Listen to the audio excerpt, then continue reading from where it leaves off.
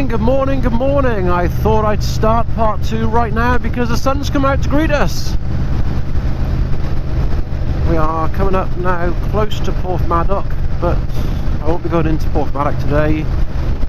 I'm heading on to my destination and I'm about 20 minutes away, I believe.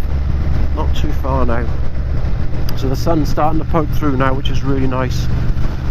Some of the tops of the mountains are still shrouded in clouds though.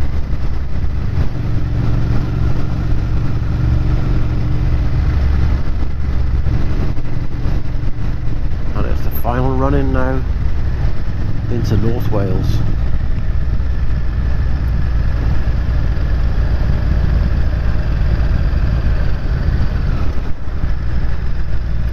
Seen a lot of bikes, a lot of bikes.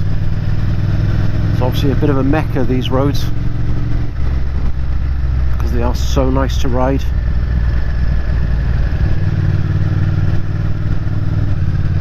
So it's interesting with motovlogs, there's so many different genres of motovlogs. You know, you've got your review motovlogs, you've got your trips, your comedy, your entertainment, your daily observations, you know, and there's so many different types. And weirdly, when I first started a little while back, about a year and a half ago, I wanted to do kind of a daily observations. Unfortunately, living in Weston-super-Mare, nothing really happens on a daily basis. So I kind of just started doing vlogs and trying to do different places, trying to see different places, but very much within the realms of Somerset, Devon, and those surrounding areas. But this is quite nice. This is coming out somewhere new for me and the opportunity to share it with you guys, and that's pretty awesome. This is somewhere I've always wanted to go, but never really had the ability or the time to do it before. I don't have a young family anymore, which has made a big difference.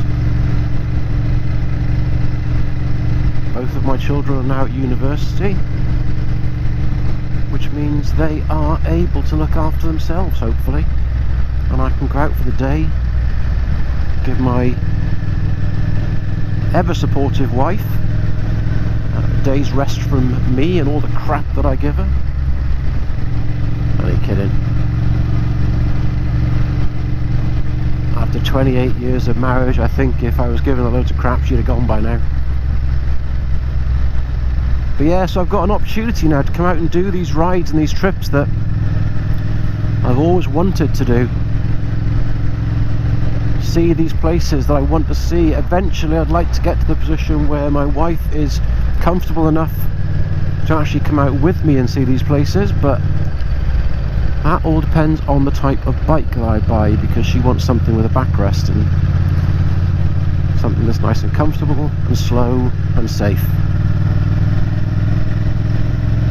I don't know if it's the bike she doesn't trust or it's me, but she's just not ready yet. Certainly not something like this. She doesn't want to feel uncomfortable on the back of a bike, perched up like a statue. And I have no idea what the hell is going on here, but they look like they're having a great time, and that's awesome. Well done, you guys. Whatever you're raising money for, or whether you're just doing it for the fun, that's brilliant.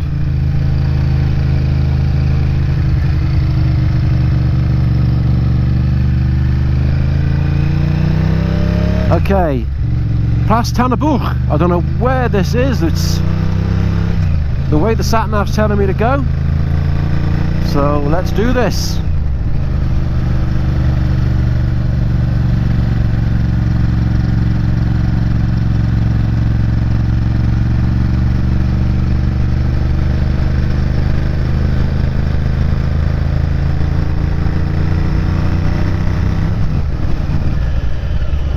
I'm going to slow down and take my time, because looking at the sat nav, this is a really nice windy twisty road.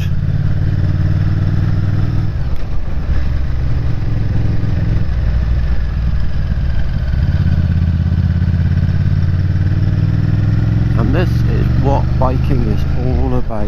Oh, look at this.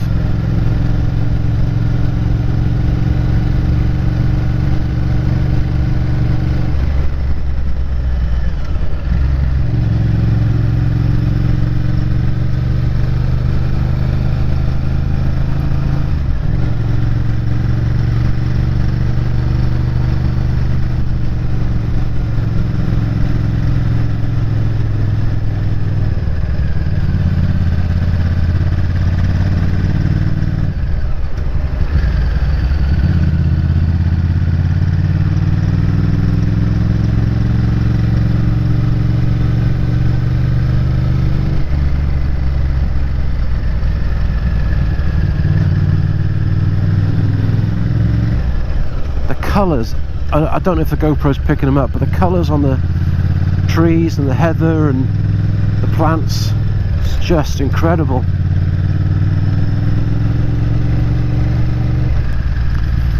I do feel very guilty sometimes riding through beautiful little places like this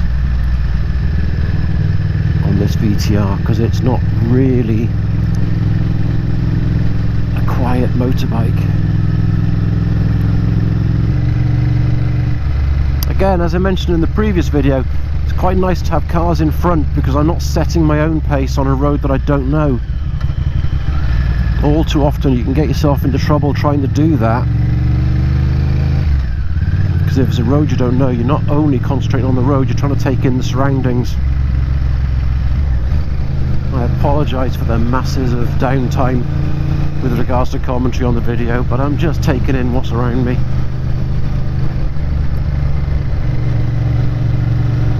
Thing is, I can't convey to you accurately, and the GoPro certainly won't convey to you accurately, how spectacular some of these mountains are and the roads through the woods. You're just gonna have to come and do it yourself.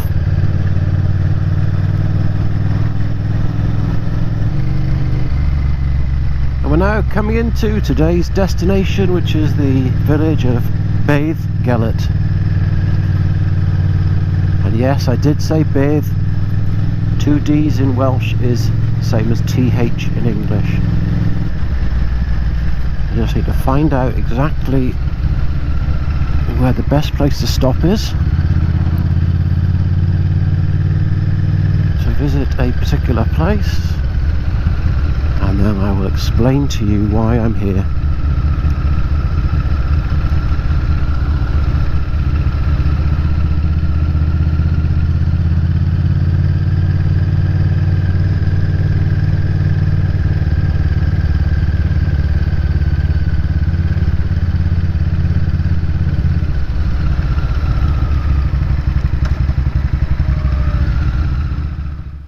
So this is kind of what I'd rode all this way to see.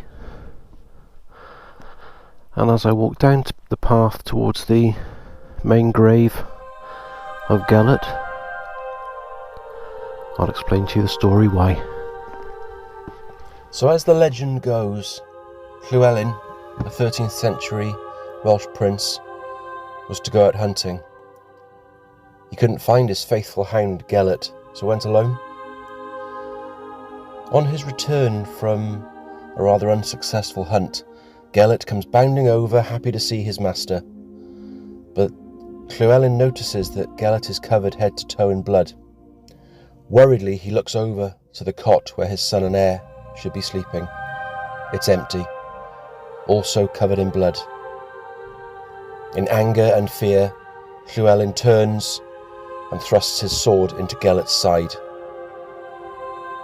The dying howl from the dog creates a stir in the blankets in the corner, and as Llywelyn rushes over and pulls the blankets by, he sees his son and heir safe and well, but only a few feet away was the body of a dead wolf.